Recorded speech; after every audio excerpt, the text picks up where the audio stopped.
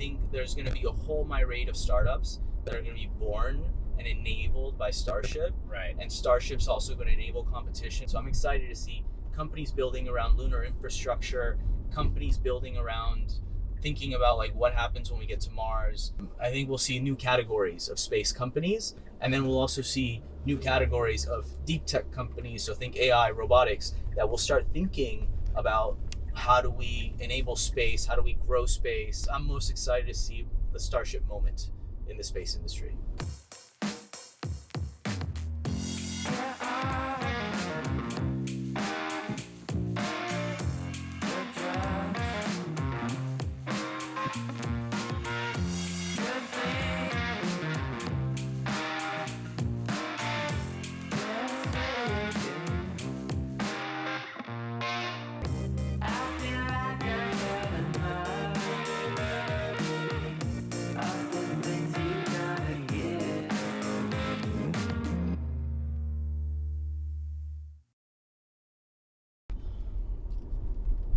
So tell me about Type 1.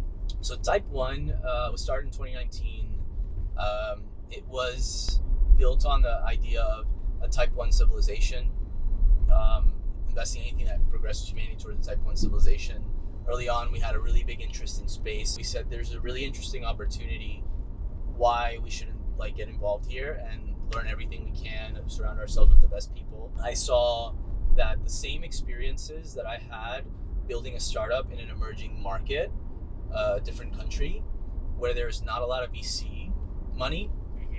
Capital isn't organized in a way to get behind managers that understand the risks and understand how to underwrite the startups, the tech startups, software startups at that time.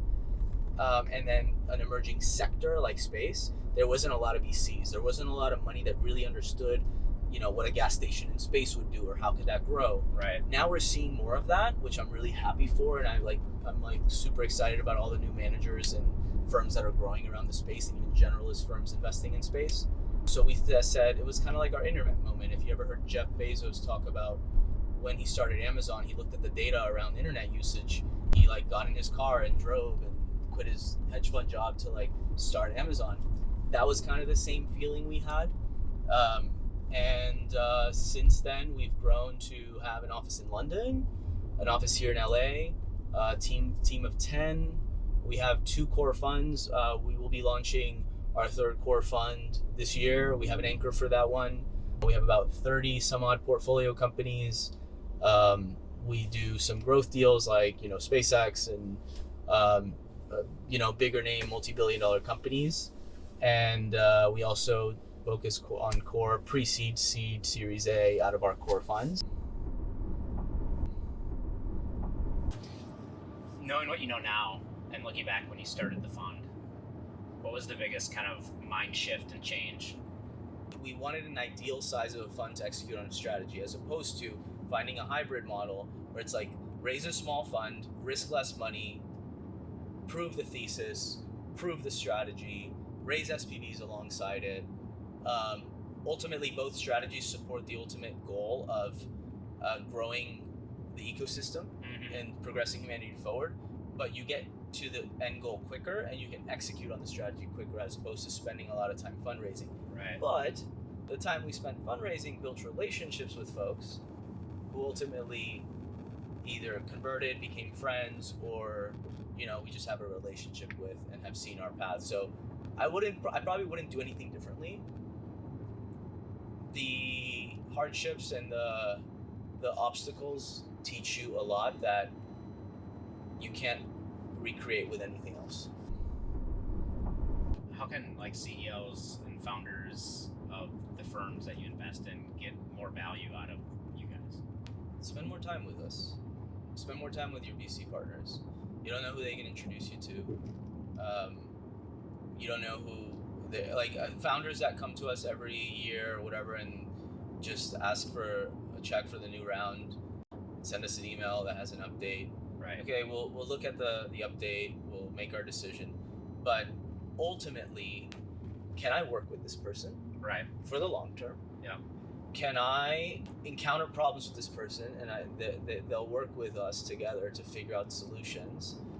I'd rather invest in not the best founder, that's hard to work with, but invest in a founder that's like maybe a first-time founder that is easily coachable and has novel ideas and has good energy.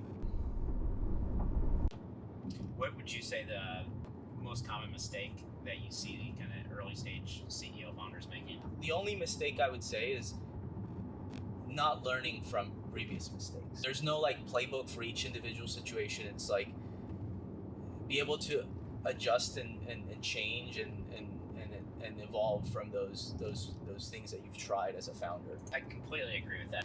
Everybody I work with, and I'm sure everybody that you guys work with, are doing things that's never been done before. Yeah.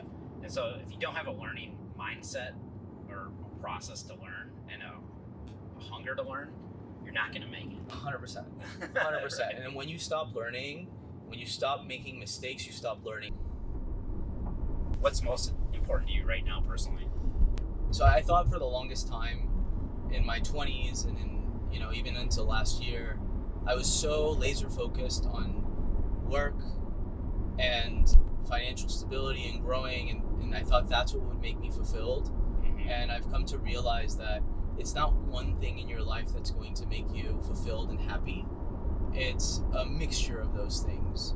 It's work, it's the financial stability, it's doing something with purpose, but also taking care of yourself. Right. And so for the longest time, I would do the things that I like, my passion and business, and that was it. Mm-hmm. Like if I missed the gym for it, great. If I no worries. If I didn't eat right, no worries, because I'm doing what I love. But I came to realize that my energy levels were getting lower because I wasn't taking care of my body. I wasn't taking care of my mental health.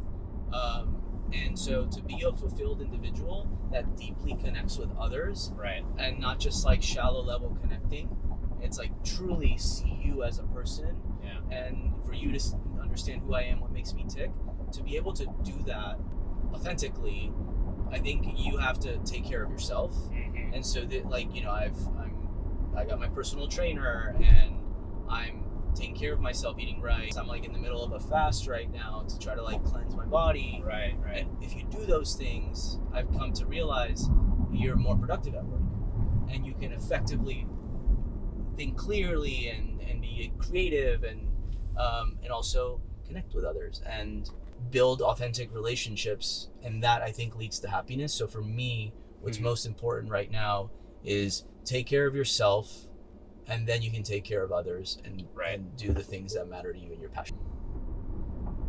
So your Tonga trip, did that have a connection?